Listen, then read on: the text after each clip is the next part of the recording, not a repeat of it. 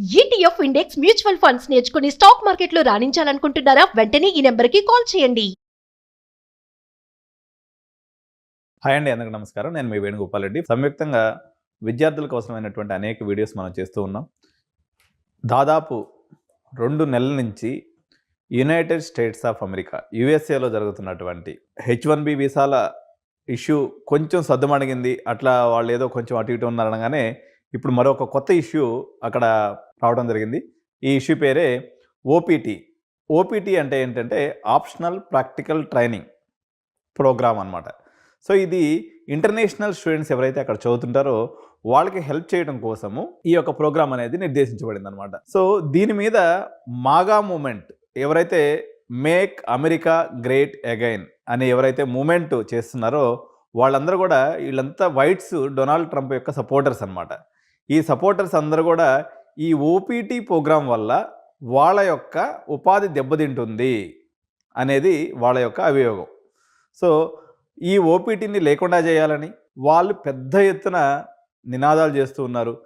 Support point of వ్యూలో మనం తీసుకున్నప్పుడు 65% అమెరికన్స్ ఇటు H1B వీసా మీద కానీ అదేవిధంగా ఆప్షనల్ ప్రాక్టికల్ ట్రైనింగ్ ఓపీటీ మీద కానీ వాళ్ళు వ్యతిరేకంగా ఉన్నారు. కేవలం ఒక 20-25% మంది మాత్రమే దీనికి ఓకే అనేటువంటి పరిస్థితి అక్కడ ఉందన్నమాట. అసలు ఈ ఓపీటీ అంటే ఏంటి అని మనం చూసినప్పుడు మన పిల్లలందరూ కూడా అక్కడ ఎంఎస్ చేయడానికి వెళ్తుంటారు. ప్రధానంగా మన పిల్లలు ఎక్కువగా వెళ్ళేటువంటి కోర్సెస్ ఏదైతే ఉన్నాయో ఇవి మనకి కంప్యూటర్ సైన్స్ కోర్సుల్లో వీళ్ళు ఎక్కువ మంది పిల్లలు వెళ్తూ ఉంటారు అనమాట. వెళ్ళినటువంటి వాళ్ళు కోర్స్ అయిపోయిన తర్వాత వాళ్ళ యొక్క రిలవెన్స్ ఫీల్డ్లో ఎక్స్పీరియన్స్ పొందడం కోసము 1 year పాటు వీళ్ళకి అక్కడ వర్క్ చేసుకునే దానికి పర్మిట్ అనేది ఉంటుందన్నమాట. సో ఎవరైతే స్టెమ్ కోర్సెస్ చదువుతారో సైన్స్, టెక్నాలజీ, ఇంజనీరింగ్, మ్యాథ్స్ ఎవరైతే చదువుతారో వీళ్ళకి ఈ యొక్క ప్రోగ్రామ్ని మరో 24 months ఎక్స్టెండ్ చేసుకునేటువంటి అవకాశం కూడా ఉందన్నమాట. ఎవరైతే ఈ యొక్క ఓపీటీలో ఉంటారో వీళ్ళ యొక్క కన్వర్షన్ రేటు H1B వీసా పొందేదానికి మరింత వీళ్ళకి ఎక్కువ అవకాశం ఉంటుంది.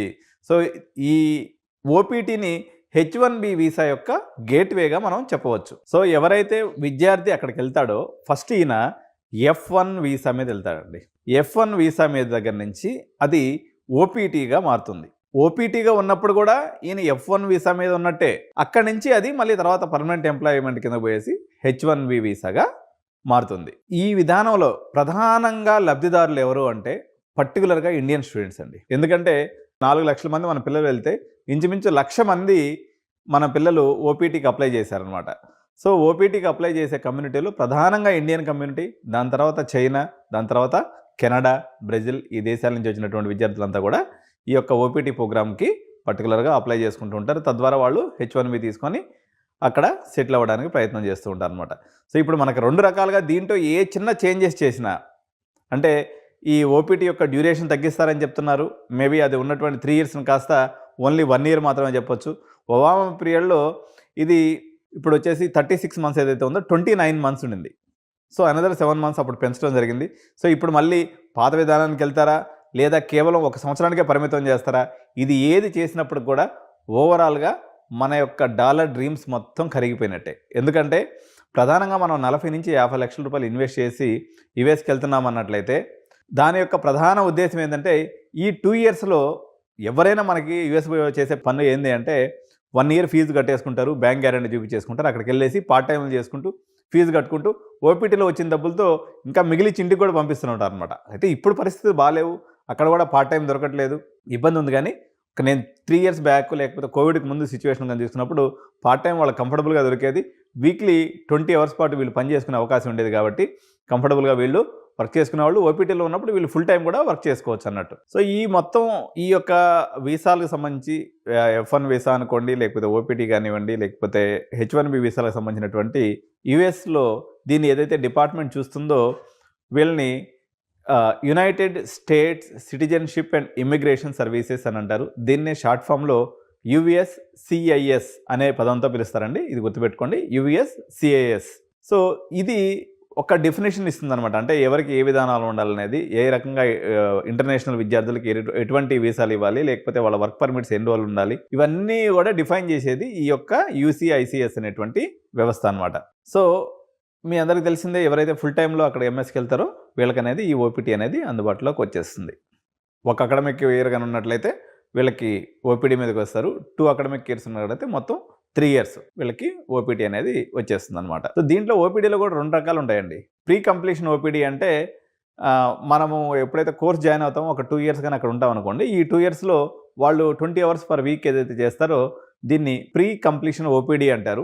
సో ఎవరైతే కోర్స్ కంప్లీట్ అయిపోయిన తర్వాత ఫుల్ టైం వాళ్ళకి సంబంధించినటువంటి వర్క్లో ఉంటారో దాన్ని పోస్ట్ కంప్లీషన్ ఓపీడీ అని దీన్ని ఈ రకంగా పిలుస్తూ ఉంటారు. సో మొత్తం యూఎస్లో ఉన్నటువంటి ఓపీటీ స్టూడెంట్స్లో ఇండియన్ స్టూడెంట్స్ యొక్క బేసు 30% వరకు ఉంటుందండి.